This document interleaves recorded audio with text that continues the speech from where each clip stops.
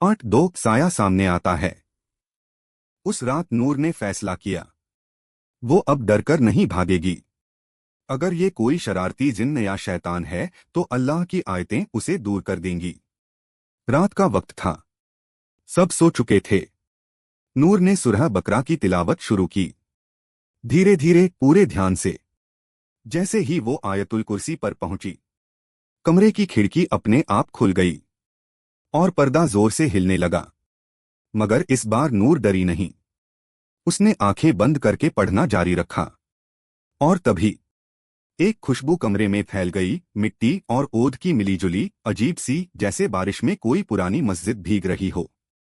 और फिर उसके सामने कोई खड़ा था, एक लंबा सफेद कपड़ों में लिपटा हुआ साया, जिसका चेहरा नूर साफ नहीं देख सकी, बस उसकी आंखें चमक रही थीं और आवाज एकदम धीमी थी, लेकिन सुकून देने वाली।